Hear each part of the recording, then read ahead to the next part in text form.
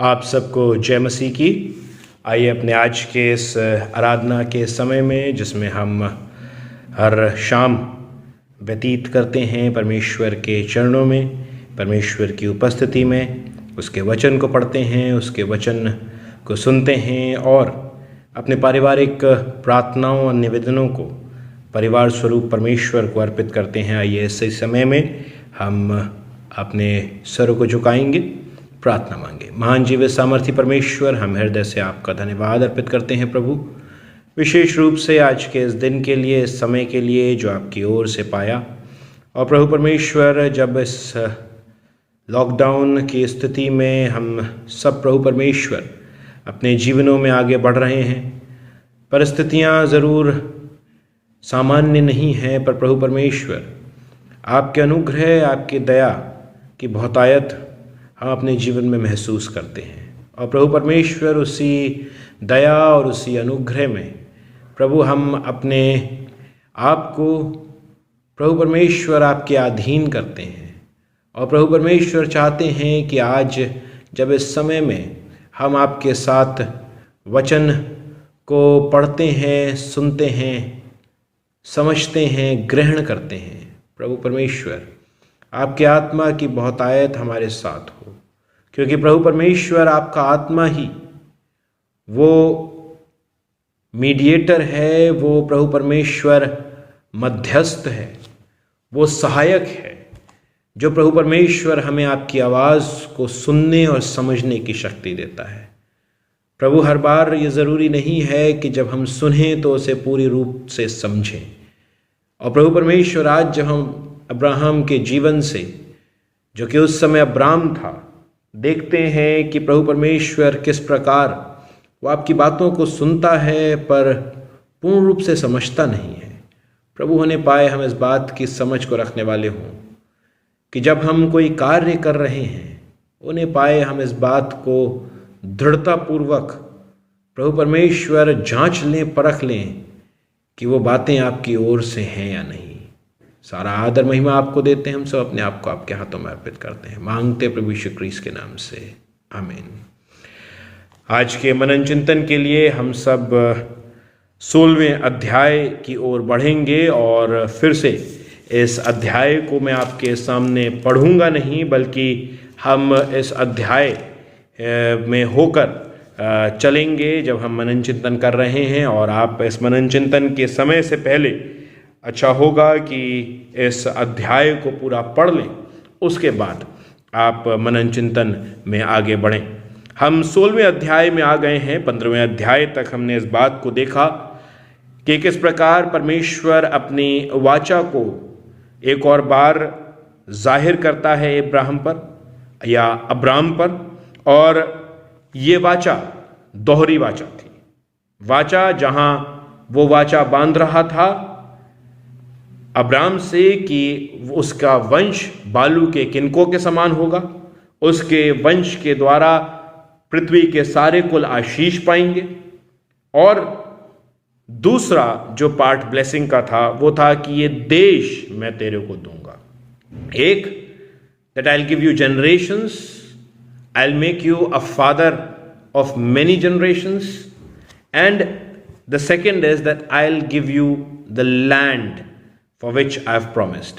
और हमने देखा कि 15वें अध्याय की पहली बात पर अब्राहम विश्वास को लाता है और वो उसके लिए धार्मिकता गिना जाता है। पर दूसरी बात में हमने देखा कि अब्राहम परमेश्वर से सवाल करता है और परमेश्वर उसको एक टास्क में डाल देता है, जिसके ज़रिए से वो उसके पेशेंस को चेक करता है। पर हमने एक बहुत अच्छी बात अब्राहम के जीवन में देखी कि वो परमेश्वर से निरंतर अटैच्ड रहता है।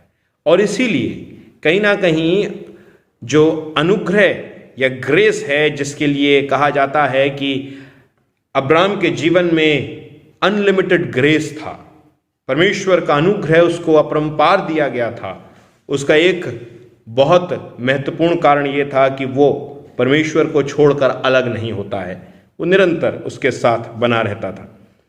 हम 16वें अध्याय में अब आते हैं और 16वें अध्याय में हम हाजरा और इश्माइल के जीवन को देखते हैं, हागार और इश्माइल, और ये कहीं ना कहीं अब्राम की गलती थी। कल आपने अगर ध्यान किया हो तो मैंने इस बात को कहा था कि परमेश्वर जब उससे बातचीत करता है तो वहाँ एक शब्द का इस्तेमाल होता है, निज पुत्र, निज पुत्र। और इस निज पुत्र में हमें अपने ध्यान को केंद्रित, मैंने कहा था, करना चाहिए, क्योंकि हम कल यानी आज देखेंगे कि किस प्रकार से इस बात को अब्राम मिसअंडरस्टैंड करता है। 15वें अध्याय की 4 आयत कहती है, तब यहोवा का यह वचन उसके पास पहुंचा, यह तेरा वारिस नहीं होगा, यानी एलियाजर, तेरा जो निज पुत्र होगा वही तेरा वारिस होगा। Your own son, your own son, और इंग्लिश में आ रहा है योर वेरी ओन सन। एक शब्द वेरी भी ऐड हो रहा है, जहां एक प्रकार से कॉन्सेंट्रेट किया जा रहा है, पिन पॉइंट किया जा रहा है कि जो पुत्र है वो अब्राम का अपना पुत्र होगा, यानी अब्राम और सारा। क्योंकि वाचा जब अब्राम से बांधी गई थी, बार बार हम वाचा के नवीनीकरण को देख रहे हैं या उसके वर्णन को देख रहे हैं, पर वाचा, और आगे के अध्याय में 17वें अध्याय में आप वाचा के प्रतीक को भी देखेंगे। पर वाचा परमेश्वर ने अब्राम से कब बांधी? जब अब्राम ने उसकी आवाज को सुना और इसके पीछे चल दिया। यानी जब वो हारान से अपना सब कुछ, यानी सब कुछ इन अ सेंस अपने पिता का सब कुछ छोड़कर चलता है, क्योंकि हम देखते हैं वचन बताता है कि वो अपना जो कुछ भी था उसको लेकर चलता है। तो इस बात में हमें मिसअंडरस्टैंड करने की आवश्यकता नहीं है कि वो अपना सब कुछ छोड़कर आया, वो अपना जो था उसको लेकर आता है, पर अपने पिता का जो कुछ भी था उसमें वो अपना हिस्सा नहीं रखता है और उसको अपने कुटुंबियों के लिए ही छोड़ देता है। जब वो वहां से चलता है, एक प्रकार से देखें तो परमेश्वर की वाचा में अब वो शामिल है। और उस समय तक हम जानते हैं कि वो मिस्र नहीं गया था, तो मिस्री दासी हागार उनके मध्य नहीं थी। यानी बहुत क्लियर है कि जब वाचा बांधी गई तो वाचा अब्राम और उसकी पत्नी, एग्जिस्टिंग पत्नी उस समय सारा के साथ बांधी गई। Your very own son means ये तेरा निज पुत्र होगा, यानी वो जिसके साथ ओरिजिनली वाचा बांधी गई है उसके द्वारा उत्पन्न पुत्र। पर 16वें अध्याय को जब आप पढ़ेंगे तो वहां वचन कहता है, अब्राम की पत्नी सारे के कोई संतान ना थी, उसके हाजरा नाम की एक मिस्री दासी थी। सारे ने अब्राम से कहा, देख यहोवा ने तो मेरी कोख बंद कर रखी है, इसलिए मैं तुझसे विनती करती हूं कि तू मेरी दासी के पास जा, संभव है कि मेरा घर उसके द्वारा बस जाए। सारे की ये बात अब्राम ने मान ली। अब इस टेक्स्ट को और जेनेसिस में जब हम मनुष्य के पाप में पड़ने के विवरण को देखते हैं, उस टेक्स्ट को आप पैरलाइज कीजिए। ये दोनों टेक्स्ट पैरेलली इस बात रखिए और आप देखिए कि इसमें कितनी समानता है।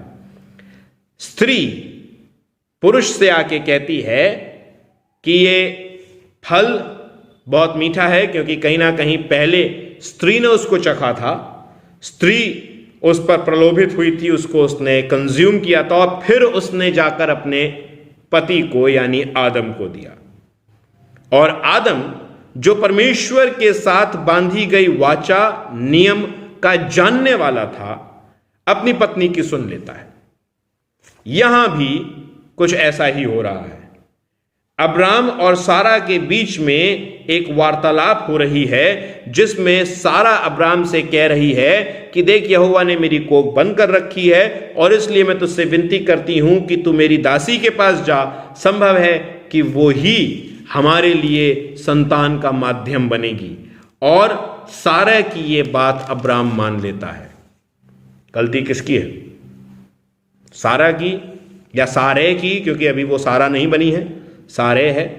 सारे की या फिर अब्राम की? मैं कहूंगा अब्राम की। अब्राम की, क्योंकि वाचा परमेश्वर ने अब्राम से बांधी थी। सारा उस वाचा का पार्ट थी। सारा उस वाचा में कहीं ना कहीं शामिल थी, क्योंकि वो अब्राम की पत्नी थी।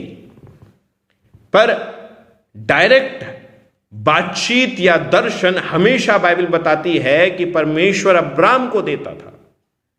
और अगर आप 15वें अध्याय के 4ठी आयत के विवरण को देखें तो वहां अब्राम और परमेश्वर के बीच में वार्तालाप हो रही है, जहां परमेश्वर अब्राम से कह रहा है कि योर वेरी ओन सन, तेरा अपना निज पुत्र ही तेरा वारिस होगा।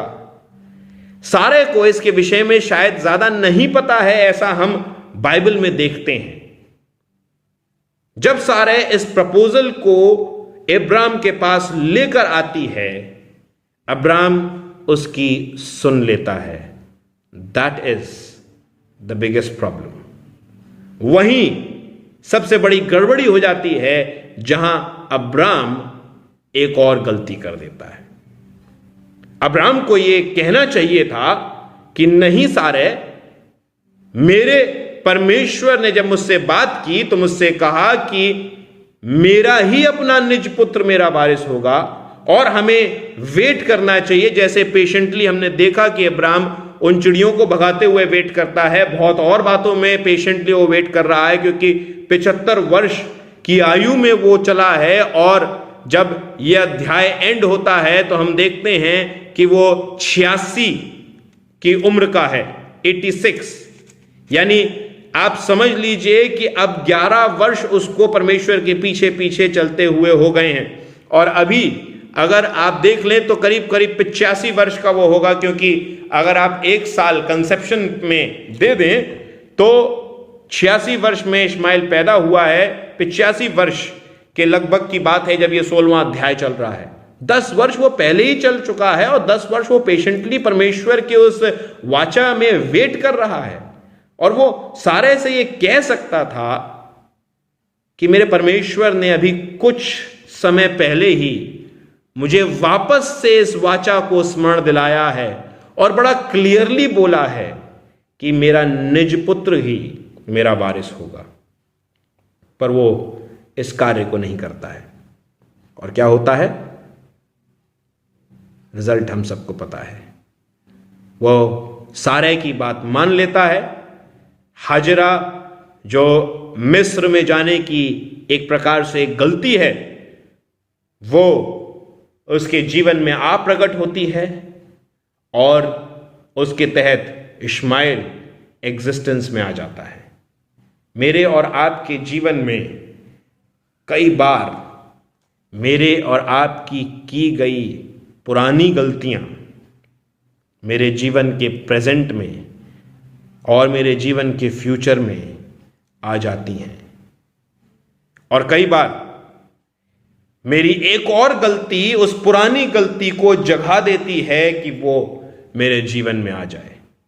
ये पुरानी गलती थी, और कहीं ना कहीं हम देखते हैं परमेश्वर ने वापस अब्राम के साथ अपने संबंध को स्थापित कर दिया था।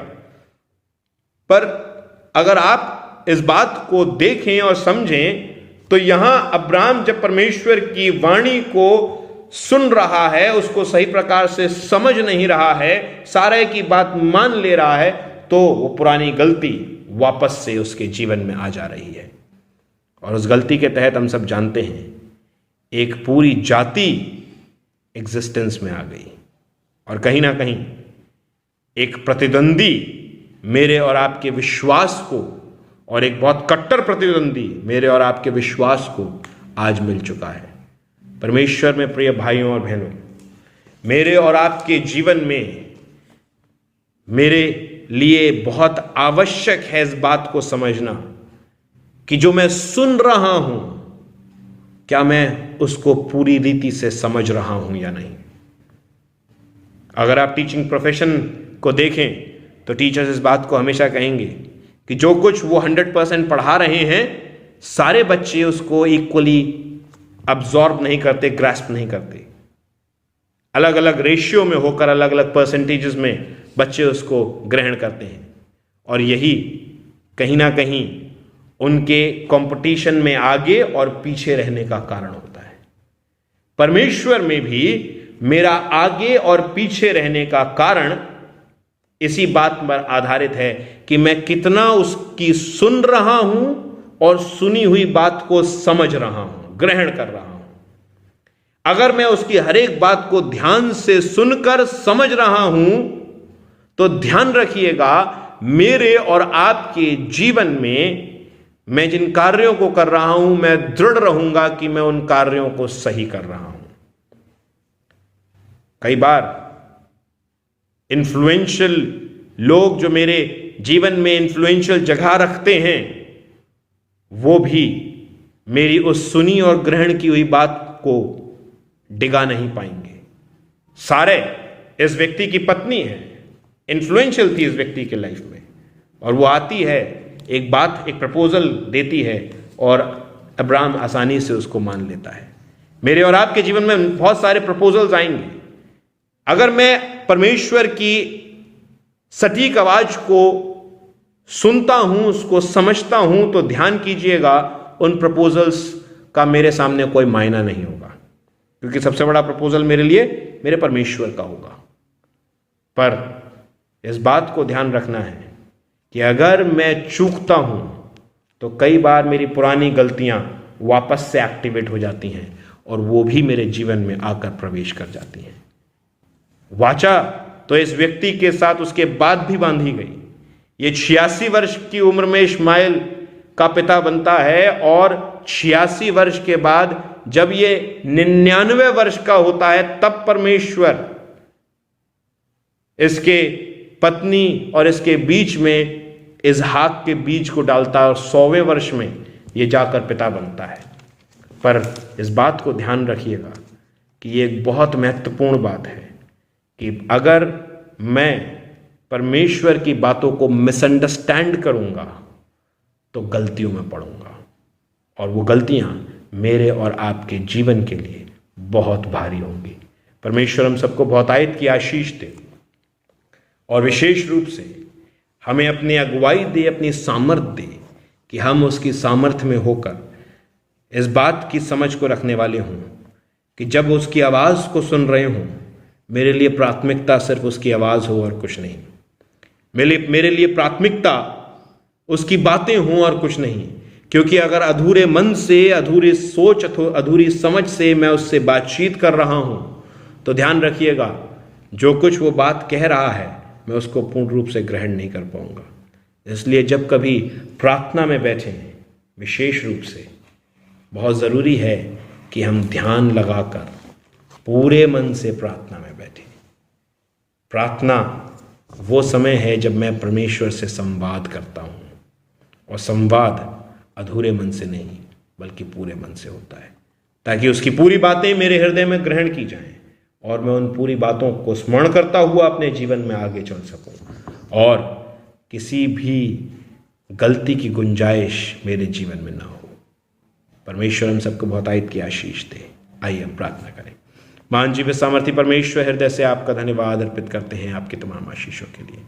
धन्यवाद अर्पित करते हैं प्रभु कि आपने अपने अनुग्रह में, अपनी दया में, अपनी सामर्थ्य में प्रभु हमें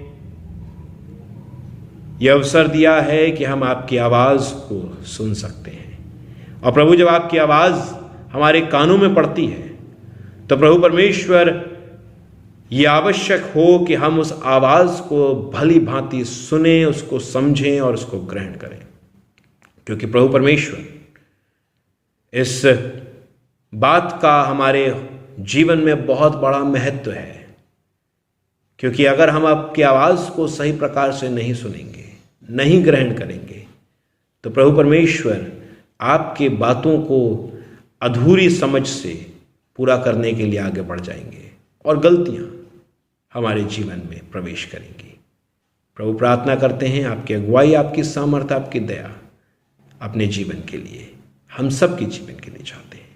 प्रभु वो उन सब नर्सेस को, मेडिकल स्टाफ्स को याद करते हैं जो प्रभु परमेश्वर अभी कोविड-19 की ड्यूटीज़ को कर रहे हैं या किसी परिस्थिति के तहत क्वारंटाइंड हैं, प्रभु प्रार्थना करते हैं कि आपके अनुग्रह की दृष्टि उन सब पर हो और प्रभु परमेश्वर आपकी सुरक्षा में वो एनगल्फ किए जाएं, ताकि प्रभु परमेश्वर आपकी सेवा को सुरक्षित रूप से करने वाले हों। देश को आपके हाथों में देते हैं प्रभु। हालात अभी भी गंभीर हैं प्रभु, आप सहायता करें, मदद करें, अनुग्रहित करें। कलीसिया को आपके हाथों में देते हैं। आपकी सोच, आपकी समझ, आपकी दया, आपका अनुग्रह कलीसिया के एक एक व्यक्ति के जीवन में बना रहे। सारा आदर महिमा आपको देते हैं। हम सब अपने आप को आपके हाथों में अर्पित करते हैं। प्रार्थना करते हैं आपकी अगुवाई हमारे जीवन में निरंतर बनी रहे। मांगते प्रभु यीशु क्रिस्त के नाम से, आमीन। आए हमारे बाप, तू जो आसमान पर है, तेरा नाम पाक माना जाए, तेरी बादशाहत आए, तेरी मर्ज़ी से आसमान में पृथ्वी है, ज़मीन पर भी हो। हमारे रोज़ की आज हम बख्श दे, जिस तरह हम कुसवार को माफ़ करते हैं, तू मैं कसूरों को माफ़ कर। हमें आजमाइश न पड़ने दे, बल्कि बुराई से बचा, क्योंकि बादशाहत, कुदरत, जलाल हमेशा तेरा ही है, आमीन। हमारे खुदा यीशु मसीह का फजल, खुदा बाप की मोहब्बत और रूह पाक की रिफ़ाकत और शराकत हमें से प्रत्येक के साथ, तमाम विश्वासियों के साथ, विशेष रूप से कलीसिया के साथ अब से लेकर हमेशा तक होती रहे, आमीन। सबको जय मसीह की।